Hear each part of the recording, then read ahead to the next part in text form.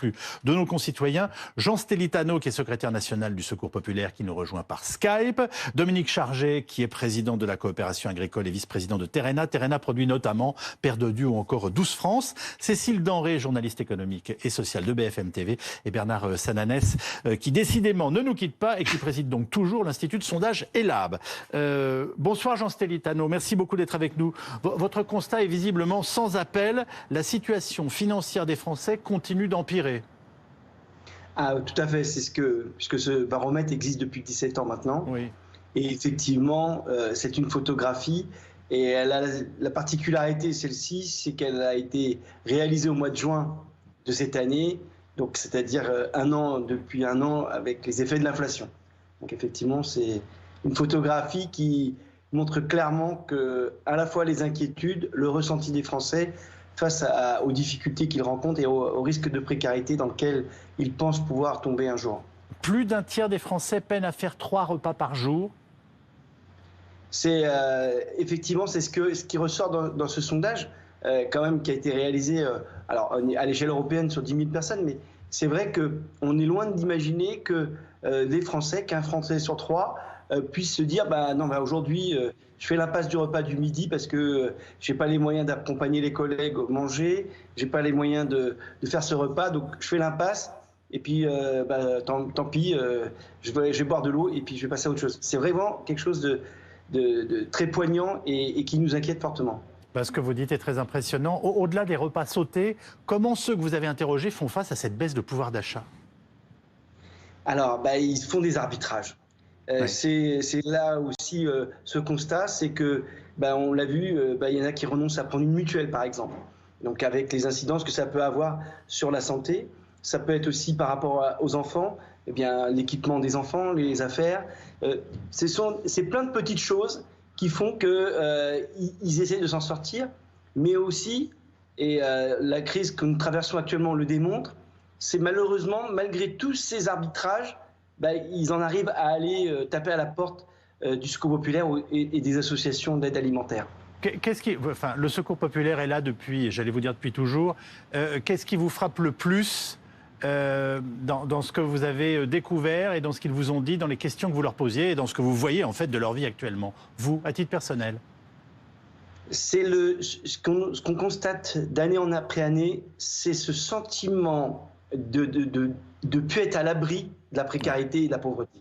C'est vraiment un constat au fil des ans. Alors c'est vrai que la Covid a amplifié ce phénomène, mais effectivement aujourd'hui, il y a quand même un Français sur 2 qui a peur de basculer dans la précarité. Alors, c'est à la fois subjectif, mais aussi parfois objectif. Et effectivement, il n'y a plus d'emploi. Même si on a un CDI, on n'est pas sûr de pouvoir le conserver. Et aujourd'hui, même quand on a un emploi, on est des fois parfois obligé d'aller taper à la porte des associations humanitaires.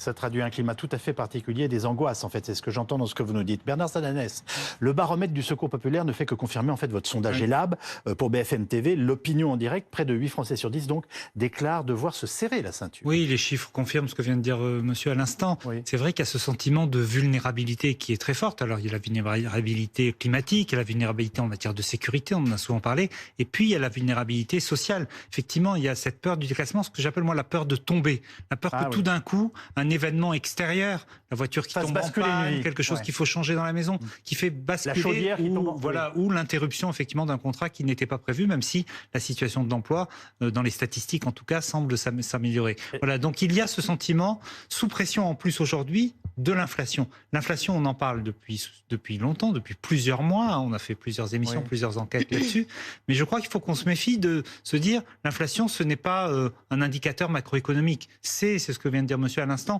un vécu aujourd'hui. L'inflation, elle s'est installée dans le quotidien des Français depuis plus de 15 mois. C'est pas un pic qui a duré comme on en a connu 2 mois, 3 mois. Ça veut dire quoi? Ça veut dire qu'on se serre la ceinture, vous l'avez dit, près de 8 Français sur 10. Le chiffre est important. Ce n'est pas simplement les plus défavorisés. Ce serait évidemment de toute façon insupportable, mais ça concerne tout le monde, premièrement. Deuxièmement, on voit bien qu'il y a des stratégies face à ça. On s'adapte, mais on doit renoncer. Bien sûr, on s'adapte, on cherche les prix les plus bas, on cherche les promos, tous les spécialistes de la distribution le disent et le commentent, on cherche de nouvelles formes de consommation, mais il y a d'abord cette idée de je dois renoncer aux petits plaisirs du quotidien, les sorties, les week-ends, etc. Et je dois, et ça c'est encore plus nouveau évidemment, renoncer aussi aux dépenses alimentaires. Bon. Cécile Denré, le secteur du tourisme et celui de l'hôtellerie-restauration ont-ils été par exemple impactés cet été par ces renoncements? Est-ce qu'on a déjà quelques bilans qui apparaissent? Oui, le bilan de la saison vient d'être fait par la ministre Olivia Grégoire et même si elle glorifie au final une très bonne saison, ce qu'on voit c'est que l'inflation a impacté les choix des Français, notamment sur les choix des réservations. Le locatif par exemple a augmenté d'un petit peu plus de 11%, donc on va choisir de louer un logement en Airbnb plutôt que de partir par exemple à l'hôtel. L'hôtellerie classique, elle a baissé en réservation de 2%. Les campings, en revanche, eux, ont performé. Et ça augmente un petit peu les réservations dans les campings. On voit bien qu'on gère le budget au plus juste et que ce qui a un petit peu pêché en termes de dépenses, c'est dans la restauration. Les restaurants, moi j'ai eu plusieurs restaurateurs au téléphone et il y a certains qui n'ont pas honte de dire que la saison a été horrible, que certains ont perdu 30% de leur chiffre d'affaires au mois de juillet et qu'ils ont vu aussi des gens avoir de nouveaux modes de consommation, c'est-à-dire venir au restaurant avec leurs enfants et de dire on va partager la pizza, on va prendre qu'un plat pour deux. Voilà comment ils consomment. C'était des habitués, c'était des gens qui venaient peut-être l'année dernière tous les soirs. Et là, cette année-là, ils venaient une fois par semaine, 2 fois par semaine. Voilà. Les gens se font plaisir parce qu'on est aussi dans cette énergie-là où post-Covid, on est toujours dans ce moment où les gens ont besoin aussi d'avoir des moments de vacances, des moments de plaisir, mais ils vont se restreindre. Et ça se voit sur des dépenses en restauration cet été. Le bilan est très clair. Jean Stellitano, les Français se privent pour nourrir leurs enfants? Les adultes? Ah oui, ça c'est ce qu'on voit tous les jours. On n'a jamais eu autant cette année de demandes de familles pour faire partir les enfants en colonie, de demandes de séjour. On a été submergé par les demandes parce qu'effectivement, ils n'y arrivaient pas. C'est pour rebondir sur ce qui vient d'être dit. Et après, sur ce qui concerne l'aide alimentaire, clairement, on a vu une dégradation de la qualité aussi des produits que les gens consomment, parce qu'il y a un vrai problème à court terme de nutrition, parce que les gens dégradent la quantité, bien sûr ils prennent moins, mais surtout ils prennent des choses qui sont peut-être plus bourratives et qui ne vont pas nécessairement contribuer à leur bien-être et à leur santé. Vous l'observez dans vos ventes? Absolument, absolument. En fait, la situation dans laquelle on est aujourd'hui, ce qu'on voit, c'est que les Français ont continué d'activer la variable d'ajustement du budget consacré à l'alimentation comme réponse à l'inflation, pas seulement à l'inflation alimentaire, mais à l'inflation en général. Tout court. Et en fait, ce qu'on voit, nous, il y a 2 conséquences. Oui, sur vos produits, décrivez-nous 3. parce que c'est très concret. La première, c'est effectivement d'abord une baisse des volumes et ensuite une descente en gamme. Et ça nous inquiète beaucoup. Pourquoi ça nous inquiète? Parce que nous avions pris avec la société l'engagement de travailler sur une amélioration, sur une montée en gamme, sur la mise en œuvre de transition agroécologique, de décarbonation de filières, et évidemment en même temps d'aller vers le bio. L'objectif de souveraineté alimentaire.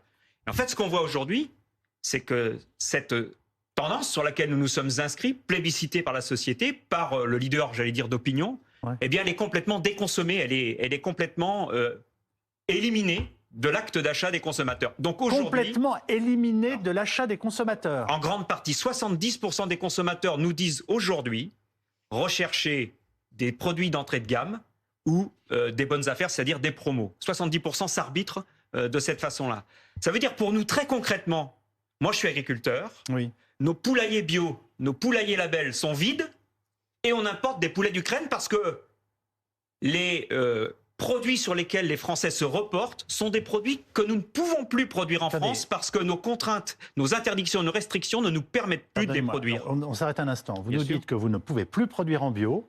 Non, oui, absolument. Parce que ça n'a plus de sens, en fait, et que vous n'avez pas la clientèle pour acheter cela, et que par ailleurs, au même moment, l'Ukraine nous envoie ses poulets. C'est exactement ça. J'ai fait des assemblées de section au printemps dernier dans la coopérative Terrena avec des éleveurs comme moi, qui étaient évidemment complètement frustrés avec des investissements qui avaient parfois moins de 5 ans et dont les poulaillers étaient vides, dont les moyens de production étaient vides parce qu'il n'y avait plus de commerce. Alors, ça veut dire que vous n'avez plus de marge pour vous adapter. Non, on n'a plus de marge pour nous adapter, si ce n'est produire malgré tout des poulets, mais des poulets qui seront vendus déclassés, c'est-à-dire plus en bio ou plus en label, parce qu'il n'y a plus de marché ou beaucoup moins de marché. Même le label rouge. Même le label rouge, absolument. On est aussi en baisse de volume sur les labels rouges. C'est la déconsommation, c'est la baisse en volume et la descente en gamme. Oui. Ça, c'est quelque chose qui effectivement nous inquiète beaucoup. Et donc moi, dans les solutions évidemment que j'ai réclamées dans les différentes rendez-vous ministériels auxquels j'ai pu participer, j'ai dit à Bruno Le Maire la semaine dernière lorsqu'il nous a réunis que je craignais et j'alertais sur le fait que la situation allait se retourner contre les agriculteurs et l'agriculture et les filières alimentaires françaises. Et donc j'appelais et j'appelle à un choc de compétitivité et un choc de simplification pour que nous puissions retrouver des marges de manœuvre et pouvoir produire l'alimentation sur lesquelles les Français sont en train de reporter leur consommation aujourd'hui. Cécile, là on est en train d'expliquer que les Français sont en train de se détourner sous la pression des questions d'argent, du bio et du label rouge. Enfin, ce sont deux choses quand même très... Alors le bio était...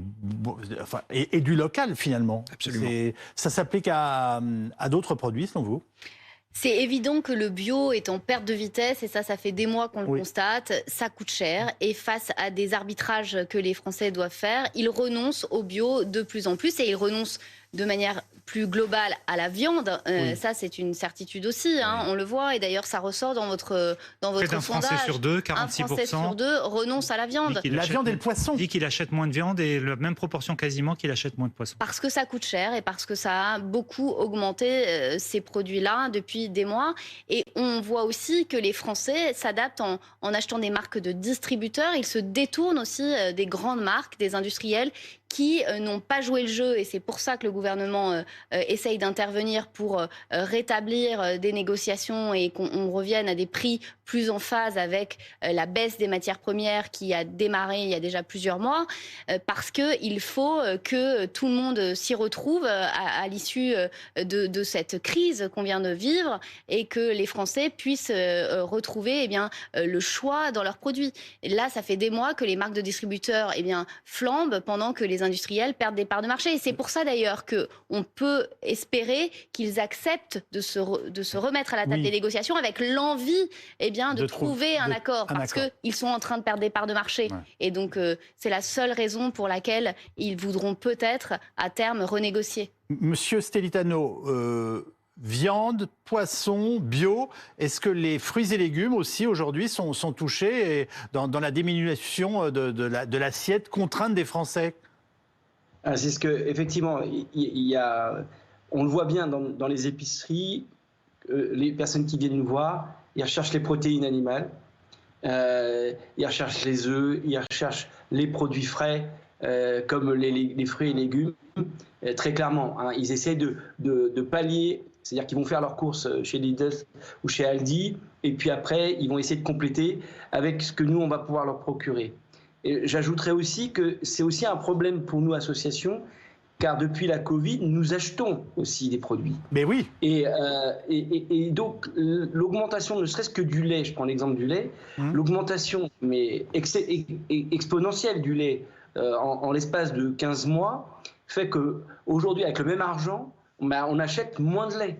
Donc, même si, alors sans parler de qualité de lait bio, quoique aujourd'hui, on s'est aperçu qu'on recevait en don de l'industrie agroalimentaire du lait bio parce qu'ils n'arrivent pas à les écouler sur le marché. Donc, effectivement, c'est symptomatique des problèmes de la filière de qualité. Et c'est vrai que pour nous, au Secours Populaire, on est très attachés à la qualité des produits que nous donnons. Et là, les bénévoles sont devant une vraie difficulté parce que pendant des années, on leur a dit, c'est pas parce qu'on est pauvre qu'on doit manger mauvais.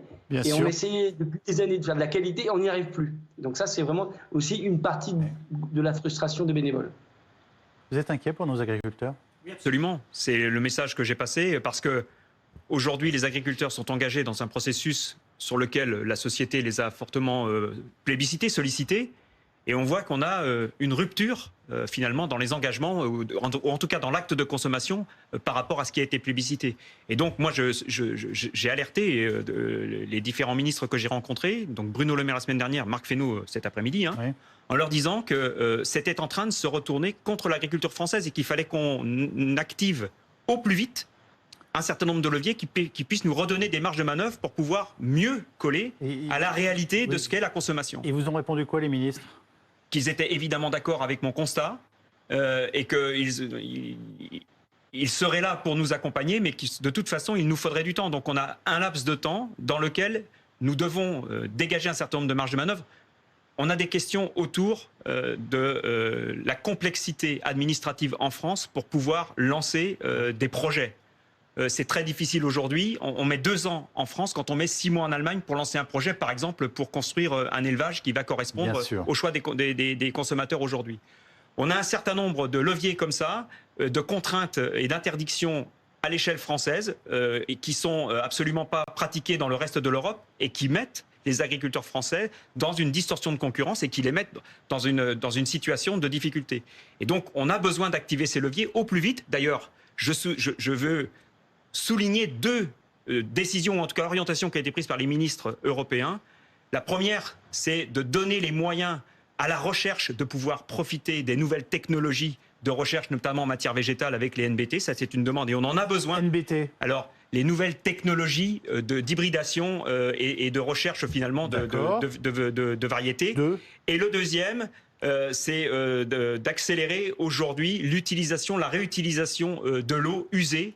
En France, par exemple, en France, on ne peut utiliser, ou on ne réutilise que 1% de notre eau usée dans les process de transformation, alors qu'on est à 6% en Espagne, à 10% en moyenne en Europe, et on est à 95% en Israël. Donc, on doit pouvoir accélérer aussi. On a parmi les plus grandes entreprises de traitement de l'eau du monde. Absolument. Donc, elles devraient savoir faire, en tout cas, nous trouver une capacité. On est surtout devant une complexité réglementaire et des textes réglementaires qui ne sortent pas.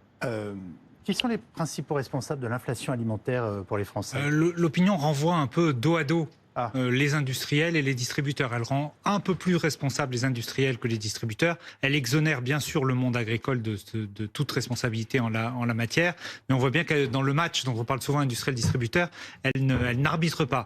En revanche, ce qui est plus inquiétant pour le gouvernement cette fois, c'est que pour la première fois depuis que l'on pose cette question, l'action du gouvernement est jugée inefficace en matière de pouvoir d'achat. C'est-à-dire que jusqu'à présent, une partie majoritaire de l'opinion disait le gouvernement fait des choses, ça ne suffit pas, mais ça va dans le bon sens. Oui. Là, la première réponse, c'est ce qu'il fait n'améliore pas du tout la situation en matière de pouvoir d'achat. Donc le gouvernement, lui aussi, va être sous pression. Juste une réaction avant de nous séparer, Jean Stelitano. Est-ce que vous aviez déjà été confronté au Secours populaire à une crise de ce type ?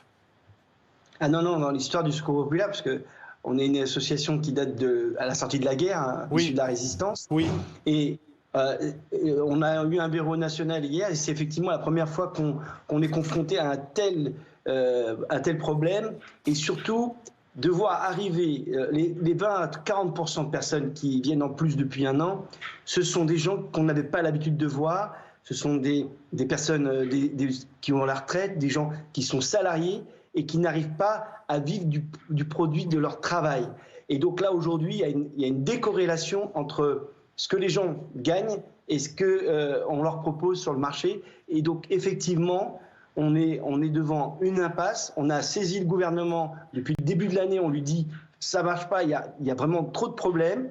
Il a fallu attendre dimanche que les Restos du Cœur annoncent qu'ils ne pouvaient plus tenir. Mais aujourd'hui encore, ce n'est pas que les Restos du Cœur qui sont en difficulté.